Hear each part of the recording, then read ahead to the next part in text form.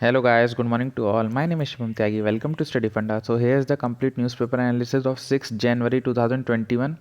So let's start the session.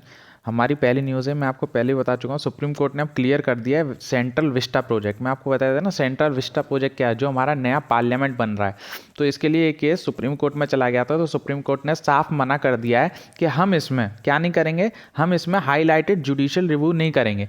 ये जब सरकार है, ये सरकार का एक पॉलिसी का मैटर है कि उसे अपनी नई पार्लियामेंट की बिल्डिंग बनानी है, इसमें जुडिशरी का तो कोई रोल ही नहीं है। तो जुडिशरी मतलब सुप्रीम कोर्ट ने सीधे सीधे मना कर दिया कि सरकार जो कर रही है वो अपने एंड से जो चाहे कर सकती है, तो इसमें जुडिशरी कोई रोल नहीं निभाएगी। तो सेंट्रल विस्टा प्रोजेक्ट हम जान लेते हैं क्या है। नई पार्लियामेंट की बिल्डिंग बन रही है, आपको सबको जैसे मैंने बताया था सेंट्रल विस्टा प्रोजेक्ट ये पेंटागन शेप की है। अगर आप देखेंगे तो पेंटागन शेप है इसका, थोड़ा थोड़ा ये देखिए 1 2 3 4 और ये 5, ये ऐसे पेंटागन शेप की है। तो बस इसमें यही जानना है और इससे ज़्यादा कुछ नहीं पूछा जाएगा। आपके लिए इतना इंपॉर्टेंट नहीं है केस क्या हुआ क्या नहीं हुआ, बस सेंट्रल विस्टा प्रोजेक्ट आप नाम याद रखिएगा और कुछ नहीं। फिर एक ये न्यूज़ थी कि अभी यूके के पीएम जो बोरिस जॉनसन थे वो हमारे यहाँ आ रहे थे विजिट पे, लेकिन वो विजिट कैंसिल हो गई। रिपब्लिक डे पे आ रही थी। अब आपको पता है हमारी 26 जनवरी आ रही है, तो रिपब्लिक डे की परेड में आने वाले थे, लेकिन अब ये नहीं आ रहे हैं, तो ये भी हो गया। सो आगे चलते हैं। हाँ, ये बर्ड फ्लू कल वाली न्यूज़ आ गई। कल मैंने आपको बताया था कि बर्ड फ्लू कहाँ फैल रहा है, केरला वाले रीजन में फैल रहा है। कैसे इसको हम क्या बोलते हैं, बर्ड फ्लू को इन्फ्लुएंजा, इसको बोलते हैं एवियन। एवियन मतलब बर्ड्स को बोलते हैं एवियन, जो उड़ सकती हैं एयर में। तो एवियन इन्फ्लुएंजा ये कहाँ फैल रहा है, ये अभी केरला वाले रीजन में फैल रहा है। ये कौन सा होता है, जो एच और एन मिलके बनाते हैं। कल भी आपको मैंने बताया था कौन कौन से थे, हेमा और न्यूरा। जब हेमा और न्यूरा बनते हैं तब एक इन्फ्लुएंजा वायरस का निजात होता है, जैसे H1N1 H5N9, तो बहुत सारे होते हैं, ऐसे 15 कॉम्बिनेशंस होते हैं। तो आपको बस ये याद रखना है कि अभी जो बर्ड फ्लू का जो इन्फ्लुएंजा वो कहाँ फैल रहा है, तो केरला वाले रीजन में फैल रहा है। किससे मिलके बनते हैं, तो एच और एन से मिलके बनते हैं। बस इसमें और कुछ नहीं जानना है। जिनको नहीं समझ में आ रहा है मैं एच या एन क्या बोल रहा हूँ, हमारी कल वाला रिकॉर्डेड लेक्चर है, वो जाके देख सकता है, तो उसमें आपको एकदम क्लियरली समझ में आएगा कैसे इन्फ्लुएंजा वायरस ही बना हुआ है। सो हम आगे बढ़ते हैं, इधर और कुछ नहीं है जानने लायक। सो नेक्स्ट न्यूज़ इज, साथ साथ चलिए मेरे, ये देखिए अब जो आएगी ना न्यूज़, अभी क्या प्रॉब्लम आ गई है, बहुत लोग मेरे को बोल रहे हैं सर आप प्रीवियस वाला पैटर्न जो है उसी को फॉलो करिए। मैं भी वही फॉलो करना चाहता हूँ, लेकिन अभी हमारा जो लैपटॉप है वो थोड़ा ख़राब हो गया है, तो थोड़ा सॉरी उसके लिए।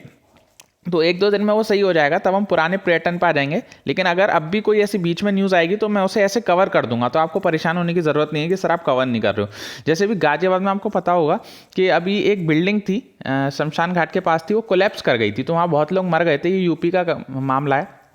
तो यहाँ पे योगी आदित्यनाथ ने कहा कि जो भी एक्यूज्ड हैं, जो भी एक्यूज्ड हैं उनके ऊपर एनएसए लगा दी जाए। तो एनएसए क्या होता है, नेशनल सिक्योरिटी एक्ट। तो इसमें एनएचआरसी जो है नेशनल ह्यूमन राइट कमीशन, वो भी रिपोर्ट मांग रहा है। तो एनएचआरसी बहुत इंपॉर्टेंट है यूपीएससी के लिए, 4 बार पूछ चुका है एनएचआरसी। तो सबसे पहले हमें पता होना चाहिए कैसी बॉडी है। देखिए मैंने यहाँ सब लिखा हुआ है, आप ये अपने कॉपी में नोट डाउन कर सकते हैं कि एक स्टैट्यूटरी बॉडी है। कब बनी थी, तो 1993 में बनी थी। किस एक्ट के थ्रू बनी थी, तो protection of human rights act. कौन सा है, protection of human rights act 1993, इसके थ्रू बनी है। ये वॉच डॉग है ह्यूमन राइट्स की। फिर आगे चलते हैं, ये क्या बोल रहा है, कंपोजिशन, इसमें कितने कितने लोग होते हैं, ये सबसे ज़्यादा इंपॉर्टेंट है, कितने मेंबर होते हैं। तो एक मल्टी मेंबर बॉडी है, इसमें 6 लोग होते हैं टोटल। एक तो चेयरपर्सन होगा प्लस 5 अदर मेंबर होते हैं। फिर चेयरपर्सन कौन होता है, तो रिटायर्ड जो जज होता है, या सीजेआई। सीजीआई किसे बोलते हैं, या तो चीफ जस्टिस ऑफ इंडिया या जज हो सुप्रीम कोर्ट का, वो तो इसका चेयरपर्सन होता है। और बाकी के 5 मेंबर कौन से होते हैं वो आप यहाँ पढ़ सकते हैं। एक जज होना चाहिए सुप्रीम कोर्ट का, एक हाई कोर्ट का जज होना चाहिए, 3 लोग होने चाहिए जिनके पास ह्यूमन राइट की नॉलेज हो, और ये 3 लोग हैं इनमें से कम एक जो है वो वोमेन होनी चाहिए। तो आपको इतना ध्यान रखना है। कौन कौन से, एक तो चेयरपर्सन जो जज होगा, फिर बाकी के 5 में से कौन सा होगा, एक सुप्रीम कोर्ट का जज होगा, फिर एक हाई कोर्ट का जज होगा, और 3 लोग ऐसे होंगे जिन्हें ह्यूमन राइट्स की बहुत ज़्यादा नॉलेज हो। ये जो 3 लोग होंगे इनमें से कम एक वोमेन होनी चाहिए। बस इतना याद रखना, इससे ज़्यादा एग्जाम में नहीं पूछा जाता है एनएचआरसी से। एनएचआरसी का काम क्या है, कोई भी ह्यूमन राइट्स का वायलेशन होगा तो एनएचआरसी उसमें रोल कर लेती है। बस इतना आप अपनी कॉपी में नोट डाउन कर लीजिए। सो हम आगे बढ़ते हैं, और कोई न्यूज़ आई तो। हाँ देखिए, हाई कोर्ट ने, ये आप मतलब एग्जाम के लिए इंपॉर्टेंट नहीं है, लेकिन आपको पता होना चाहिए। कभी कभी सीएपीएफ यूपीएससी नहीं पूछेगा, लेकिन बैंकिंग टाइप एग्जाम में या कोई लोअर एग्जाम भी देता हो, क्योंकि ऐसा नहीं है कि केवल आप डिफेंस एग्जाम दे रहे होंगे, तो उसमें ऐसी न्यूज़ पूछ ली जाती है कि हाई कोर्ट ने भी परमिट्स कर दिया है ट्रांसजेंडर को, जो पंचायत में इलेक्शन होते हैं, जो उसमें वुमेन कैटेगरी की जो सीट होती है उस पर अब एक ट्रांसजेंडर भी लड़ सकता है इन पंचायत इलेक्शन। तो ये अभी हाई कोर्ट का डिसीजन आया। सो हम आगे बढ़ते हैं। हाँ, ये बहुत अच्छा आर्टिकल था, एडिटोरियल था, तो मैं इसीलिए इसे कवर करना चाह रहा था। ये हमारे अभी फार्मर्स के ऊपर जो एमएसपी वाला मामला चल रहा है, फार्मर्स जो बैठे हैं, तो एक्चुअली प्रॉब्लम क्या है फार्मर्स की, अभी तक आपने सब पढ़ा होगा, लेकिन इसमें 3 प्रॉब्लम लिख रही हैं, बहुत अच्छी प्रॉब्लम है। तो मैं आपको बताना चाहूँगा, आप अपने एग्जाम में यूज़ कर सकते हैं, या जिनको समझना है कि सिचुएशन एक्चुअली प्रॉब्लम क्या है। अभी बहुत लोगों को तो पता ही नहीं है कि किसान जो रोड पर बैठे हैं इनकी एक्चुअली समस्या क्या है। तो मैं बताता हूँ। देखिए, समस्या पहली जो है कि ये जो नए लॉ आ रहे हैं इसमें कोई रेगुलेटर ही नहीं है। रेगुलेटर मतलब कौन हेड करेगा। तो सबसे पहली प्रॉब्लम तो यही है कि न्यू मार्केट जो है वो अननोन घोस्ट की तरह है, no control over them by anyone. अब जब कोई रेगुलेटर ही नहीं है तो मंडी हो या कुछ हो, मंडी में भी अगर कोई किसान अनाज ला रहा है तो उसको रेगुलेट करने की किसी के पास पावर ही नहीं है, तो कैसे बेचेगा। फिर दूसरी बात क्या है कि जितनी भी दिक्कतें होती हैं मंडी में वो किसको पता होती हैं, वहाँ के लोकल एमएलए को पता होंगी, वहाँ के एमपी को पता होंगी मंडी की प्रॉब्लम। लेकिन अगर ये मंडी को खत्म ही कर देंगे, अगर कॉर्पोरेट लोग आ जाएंगे तो उन्हें तो मंडी की एक्चुअल प्रॉब्लम ही नहीं पता है, तो मंडी की प्रॉब्लम वो सॉल्व कैसे करेंगे। पहली समस्या तो ये है। दूसरी, एमएसपी को लेके समस्या। अब बात आप ये समझिए कि अगर मैं किसान हूं और मैं अगर कॉर्पोरेटर, मैं सीधे कॉर्पोरेट वाले लोगों को अपना अनाज बेचता हूं, तो 2-3 साल बाद अगर उन्हें ही बेचता रहूंगा तो मंडी में कोई जाएगा ही नहीं। अगर मंडी में कोई जाएगा ही नहीं तो एमएसपी फिर बचेगी कैसे। एमएसपी तो तभी मिलती है ना जब आप मंडी में जाके अपना सामान बेचते हो। अब मैं किसान हूं, अब सीधे कॉर्पोरेटर मेरे पास आ रहे हैं और मेरे से सामान ले रहे हैं, तो मैं मंडी में जाऊंगा ही नहीं। तो मेरे से कोई, जब मैं मंडी में जाऊंगा नहीं तो 2-3 साल बाद एमएसपी बंद हो जाएगी। वही यहाँ लिखा हुआ है, what happens after 2 to 3 years when the regulated Mandi become weaker. जब सब लोग डायरेक्ट ही बेच देंगे अपना सामान तो कोई मंडी में जाएगा ही नहीं। तो जब मंडी में जाओगे नहीं तो मंडी हो जाएंगी वीक, तो एमएसपी फिर एकदम खत्म ही हो जाएगी। और ये जो नए लॉ आए हैं इसमें ये नहीं बताया गया है कि एमएसपी कब तक मिलेगी। अगर आप इतने क्लीन हैं तो आप इसमें बताइए कि एमएसपी इस डेट तक मिलेगी या इस साल तक मिलेगी। तो दूसरी समस्या है एमएसपी की। पहली समस्या क्या है, शॉर्ट में लिखिए। पहली समस्या है there is no regulator in the mandis. दूसरी समस्या कि एमएसपी का कहीं क्लियर डेफिनेशन नहीं है कि कब तक रहेगी, और 2-3 साल बाद अगर जब मंडीज वीक हो जाएंगी तो एमएसपी खत्म भी हो सकती है। 2 समस्या तो ये। तीसरी समस्या ये है कि जितने बड़े कॉर्पोरेटर्स होते हैं वो क्या करते हैं कि जैसे मैं किसान हूं, उन्होंने बोला कि मैं आपसे 1000 किलो आलू खरीदूंगा, फिर बाद में वो जाके चेंज कर सकते हैं कि आपकी तो आलू की क्वालिटी अच्छी नहीं है, मैं आपसे 1000 नहीं, मैं आपसे 300 किलो भेजूंगा, मैं आपसे 700 किलो नहीं लेना चाह रहा। अब किसान क्या करेगा कि चलो हम कोर्ट में जाते हैं, लेकिन आपको पता होगा कि इंडिया में 80 to 85% जो फार्मर्स हैं वो तो स्मॉल और मार्जिनल फार्मर्स हैं।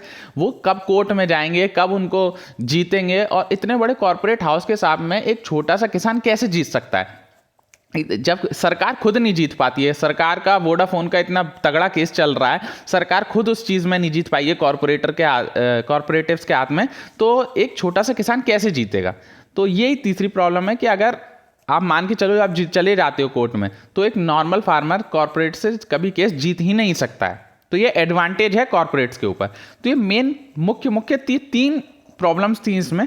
और अगर आप कोई पूछे कि क्या होना चाहिए, तो इसमें 2 लोगों का नाम है, आप अपने आंसर में, आप अपने एस्से में कहीं पे भी इन लोगों का नाम मेंशन जरूर करिएगा। इनकी रिपोर्ट्स थी ऑन एग्रीकल्चर।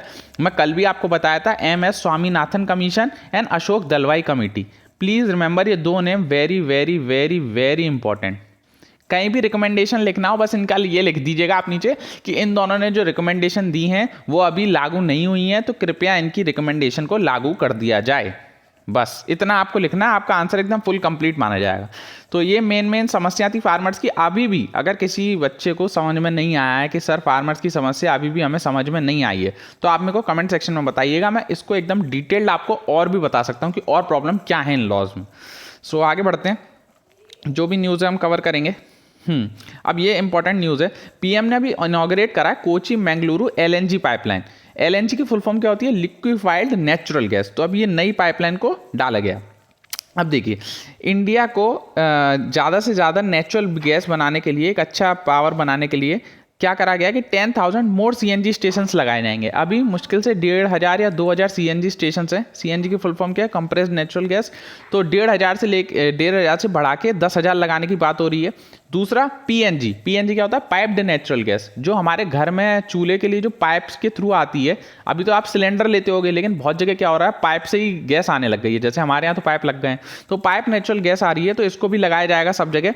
और ये तीसरा जो अभी लगाई गई है, कोची कुटानूड मैंगलुरु बेंगलुरु LNG पाइपलाइन। तो बस आपको पता होना चाहिए, अगर कोई पूछ लेता है कोटी कोचानून बेंगलुरु में क्या लगाया गया है, तो अभी नई LNG पाइपलाइन डाली गई है बस। हाँ, हमारा प्लान क्या है कि हम इंक्रीज करना चाह रहे हैं, ये भी डायरेक्ट क्वेश्चन होता है। जो ये डेट होता है, सन जो होता है, वो पूछ लेता है 2000 कब तक हम बढ़ाना चाह रहे हैं। जैसे हम इसमें क्या है, नेचुरल गैस को हम बढ़ाना चाह रहे हैं 6 to 15% बाय 2030। तो आपको 2030 याद होना चाहिए। ऐसी क्वेश्चन आता है कि इंडिया का कमिटमेंट क्या है 5 ट्रिलियन इकोनॉमी का, या इंडिया का कमिटमेंट क्या है कि डबल करनी है फार्मर्स इनकम, तो डायरेक्ट पूछा जाता है। तो आपको सन एग्जैक्टली पता होना चाहिए। जैसे एक है 2024, एक है 2022 और ये है 2030। तो आपको एक क्लियरली आइडिया होना चाहिए, बस इससे ये नहीं और कुछ नहीं पूछा जाएगा। हाँ, आज का क्वेश्चन ये है कि ऑर्डिनेंस लाया गया है ऑन काउ स्लॉटर। तो आपको मेरे को आर्टिकल बताना है कि किस आर्टिकल में लिखा गया है गवर्नर ऑर्डिनेंस इशू कर सकता है, और किस आर्टिकल में लिखा गया है कि प्रेसिडेंट ऑर्डिनेंस इशू कर सकता है। तो आपको दोनों आर्टिकल मेरे को आज बताने हैं, कौन से आर्टिकल हैं, दोनों हमारे कॉन्स्टिट्यूशन में अच्छे से मेंशन है।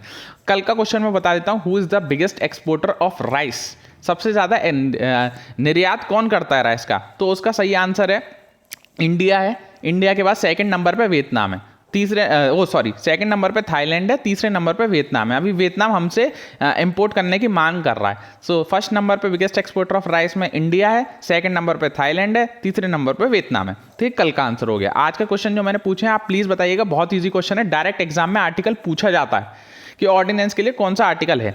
अब ये है 2 day Asian water bird census होने लगा है, तो कहाँ पर हो रहा है, बस यही पूछा जाएगा। एशियन वाटर बर्ड सेंसस कहाँ हो रहा है और कौन करा रहा है, बस आपको दो चीज़ पता होनी चाहिए। तो कहाँ हो रहा है, तो आंध्र प्रदेश में हो रहा है, और कौन करा रहा है, तो Bombay natural history society BNHS ये करा रहा है। तो आपको दो चीज़ पता होना चाहिए, कौन है और कहाँ करा रहा है। तो BNHS करा रहा है और आंध्र प्रदेश में हो रहा है।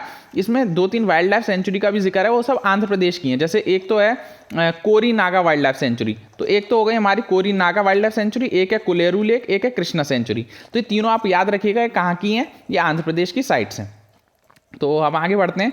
हाँ, एक इसमें इंडियन स्किमर, ये इंडियन स्किमर क्या है, एक बर्ड का नाम है जो इंडेंजर्ड स्टेटस है उसका IUCN का। तो आप ये भी लिख सकते हैं कि इंडियन स्किमर क्या है, तो एक बर्ड है, उसका क्या कहते हैं IUCN स्टेटस क्या है, तो इंडेंजर्ड है।